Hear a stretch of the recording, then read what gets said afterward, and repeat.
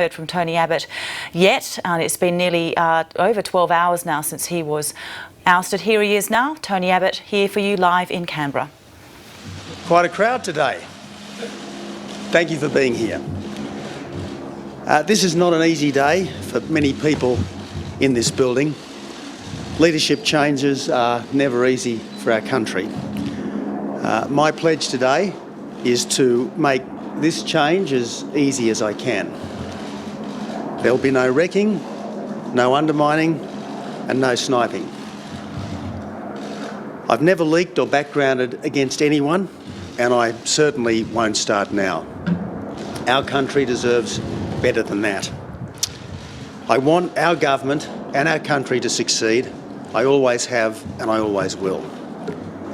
I've consistently said, in opposition and in government, that being the Prime Minister is not an end in itself. It's about the people you serve. The great privilege that I have had is to see the wonder of this country like few others. And I want to thank the Australian people for giving me the honour to serve. Yes, this is a tough day, but when you join the game, you accept the rules. I've held true to what I've believed, and I'm proud of what we've achieved over the past 2 years. 300,000 more people are in jobs. Labor's bad taxes are gone. We've signed free trade agreements with our largest trading partners, with Japan, with Korea and with China. The biggest infrastructure program in our country's history is underway. A spotlight is being shone into the dark and corrupt corners of the union movement and Labor's party union business model. We've responded to the threats of terror and we've deployed to the other side of the world to bring our loved ones home. The boats have stopped, and with the boats stopped, we've been better able to display our compassion to refugees. And despite hysterical and unprincipled opposition, we've made $50 billion of repairs to the budget. Of course, there's much that I had still wanted to do. Constitutional recognition of Indigenous people, getting the kids to school, the adults to work, and communities safe. I was the first Prime Minister to spend a week a year in remote Indigenous Australia, and I hope I'm not the last. Then there's the challenge of ICE and domestic violence yet to be addressed.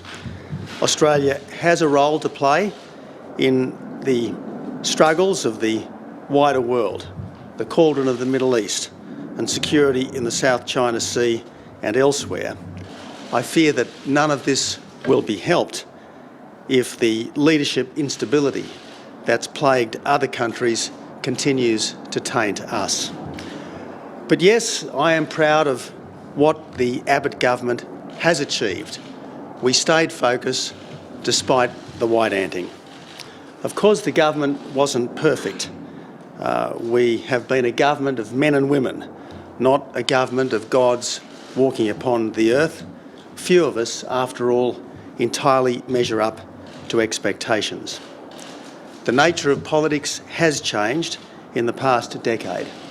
We have more polls and more commentary than ever before, mostly sour, bitter, character assassination.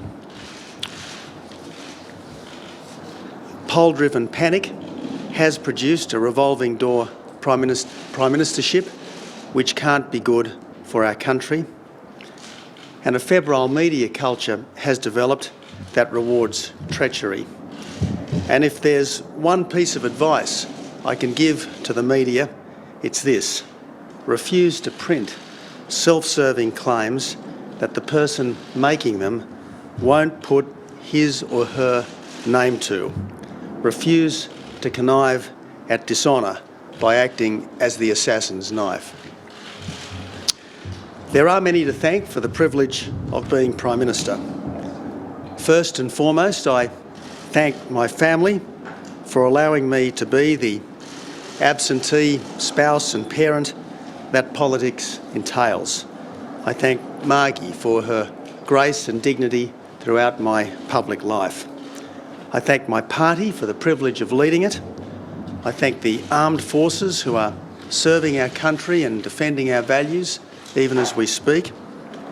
I thank my staff who have been absolutely unceasing in their devotion to our party and our country, especially my Chief of Staff who has been unfairly maligned by people who should have known better. Finally, I thank my country for the privilege of service. It is humbling to lose, but that does not compare to the honour of being asked to lead. In my maiden speech here in this Parliament, I quoted from the first Christian service ever preached here in Australia. The Reverend Richard Johnson took as his text, "What shall I render unto the Lord for all his blessings to me?"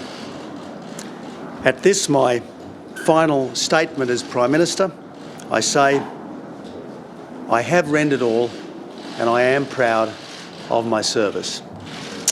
My love for this country is as strong as ever, and may God bless this great Commonwealth. Thank you.